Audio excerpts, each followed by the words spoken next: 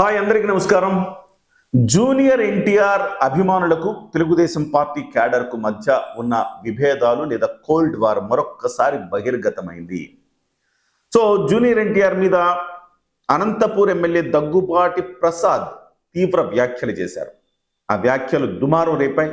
ఆ తర్వాత మళ్ళీ జూనియర్ ఎన్టీఆర్ ఫ్యాన్స్ ఆయన ఇంటి మీదకి ధర్నాకు దిగారు. పలు చోట్ల ధర్నాలు, రాస్తారోకోలు, నిరసనలు తెలియజేశారు. దీంతో కాస్త తగ్గిన దగ్గుబాటి ప్రసాద్ క్షమాపణ కూడా కోరారు. ఇంతకీ దగ్గుబాటి ప్రసాద్ ఏమన్నారు, ఎలాంటి క్షమాపణ కోరారు ఒక్కసారి మనం చూద్దాం. దగ్గుబాటి ప్రసాద్ వ్యాఖ్యలు అంటే ఒకసారి మనం చూద్దాం. పర్మిషన్ లేవు ఆపిస్తున్నా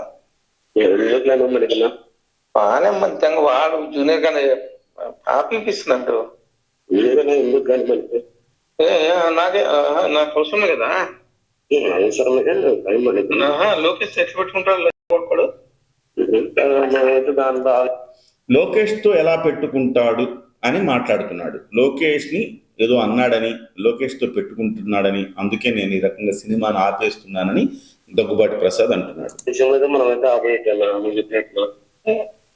ఉద్ద మూసుకుంటావు పూక. నువ్వు ఎట్లా ఎట్లేపిస్తావు నువ్వు కార్ది? నేను ఏపించా స్టేరోడ్ వేస్తాను సినిమాది.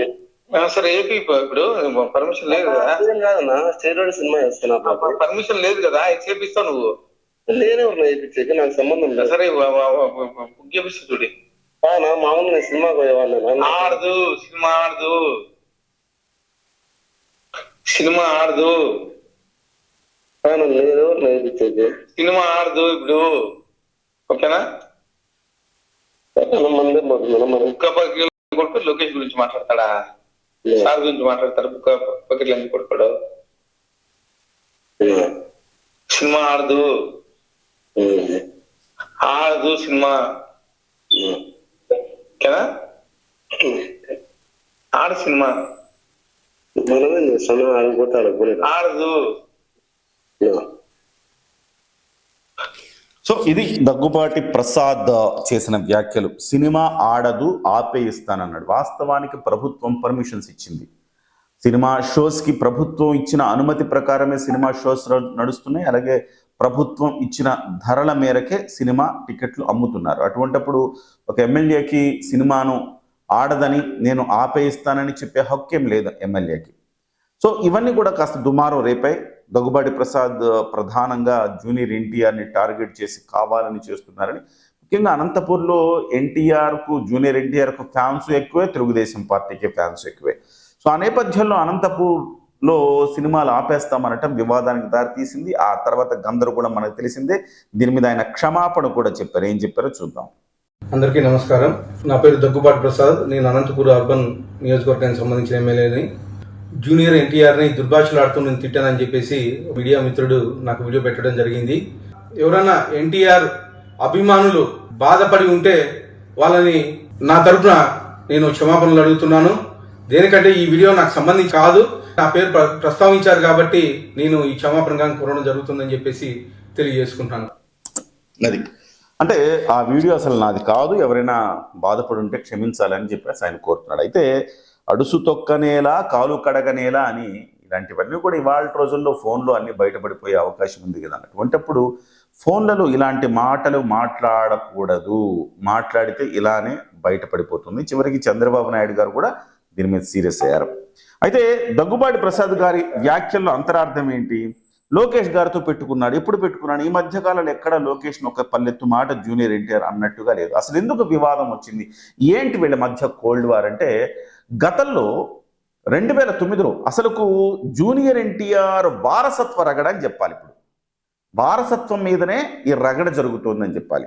2009లో జూనియర్ ఎన్టీఆర్ని 2009కి ముందే ఎన్టీఆర్ ఫ్యామిలీకి దగ్గర చేసింది చంద్రబాబే. జూనియర్ ఎన్టీఆర్కి ఒక మంచి ఫ్యామిలీలోని అమ్మాయిని చూసి పెళ్లి చేసింది చంద్రబాబే. ఆ తర్వాత జూనియర్ ఎన్టీఆర్ని 2009 ఎన్నికల్లో చిరంజీవి గారు రాజకీయాలకు వచ్చిన నేపథ్యంలో చిరంజీవి గారిని ఎదుర్కోవాలంటే గ్లామర్ ఉన్న మరొక వ్యక్తి కావాలని చంద్రబాబు తలపోశారు. అప్పటికే బాలకృష్ణ ఉన్నారు చంద్రబాబుతో పాటు. కానీ బాలకృష్ణ సరిపోడు, బాలకృష్ణతో పాటు జూనియర్ ఎన్టీఆర్ కూడా కావాలని చంద్రబాబు భావించారు. ఎందుకంటే బాలకృష్ణ గారు పబ్లిక్ స్పీచెస్లో పెద్దగా ఆకట్టుకునేలా ఉండవు బాలకృష్ణ గారి స్పీచెస్. కొంచెం బాలకృష్ణ గారు తడబడ్డం ఇవన్నీ కూడా ఉంటాయి. సహజంగా అందరికి తెలిసిన పరిణామం అది, మనం కొత్తగా నేను చెప్పేదేం కాదు. సో అలాగే జూనియర్ ఎన్టీఆర్ విషయంలో మాత్రం జూనియర్ అనర్గళంగా మాట్లాడగలిగిన మంచి వక్త. సీనియర్ ఎన్టీఆర్ తర్వాత ఆయన నోట్లోంచి ఊడిపడి ఉన్నట్టుగా ఉండే వ్యక్తి జూనియర్ ఎన్టీఆర్ అని చెప్పాలి.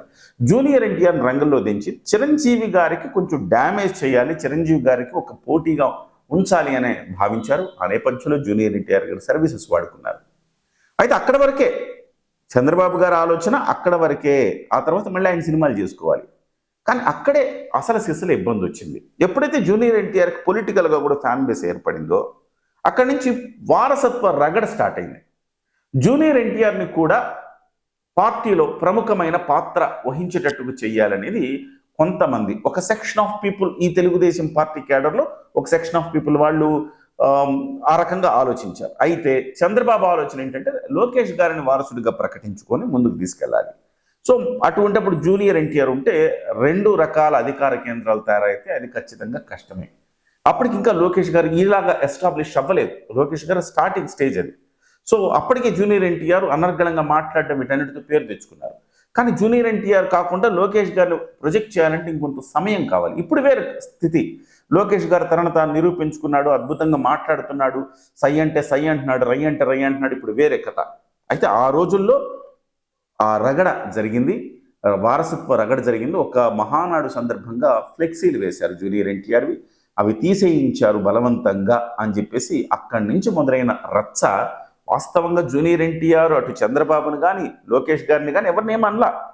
అదే సమయంలో చంద్రబాబు గారు కానీ లోకేష్ గారు కానీ జూనియర్ ఎన్టీఆర్ని ఏమనలా.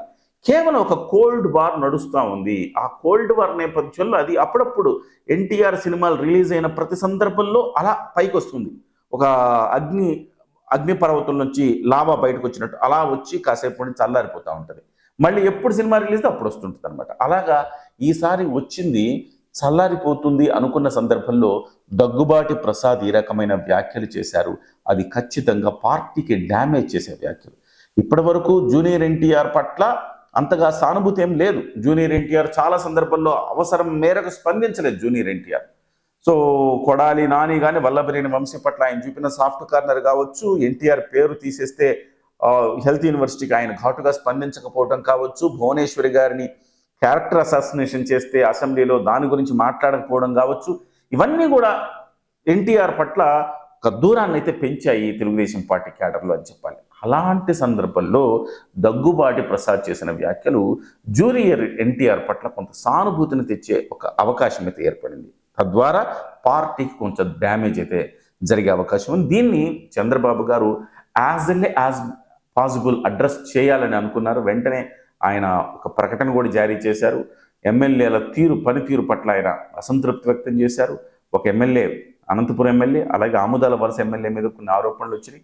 అట్లా ఒక 3 ఎమ్మెల్యేల మీద వచ్చిన ఆరోపణల మీద ఆయన తీవ్రంగా స్పందించారు. వెంటనే సరిదిద్దుకోకపోతే పార్టీ మిమ్మల్ని సస్పెండ్ చేయడానికి కూడా వెనకాడదన్న మాటలు మాట్లాడాడు.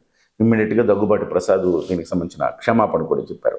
సో ఏదేమైనా కానీ ఈ రకమైన వ్యాఖ్యలు సభ్య సమాజంలో కరెక్ట్ కాదు. అది దగ్గుబాటి ప్రసాద్ మాట్లాడినా, మరొకరు మాట్లాడినా జూనియర్ ఎన్టీఆర్ మీద ఆ రకమైన వ్యాఖ్యలు సరికావు. అది పార్టీకి అయితే డ్యామేజ్ చేసే అవకాశం ఉంది.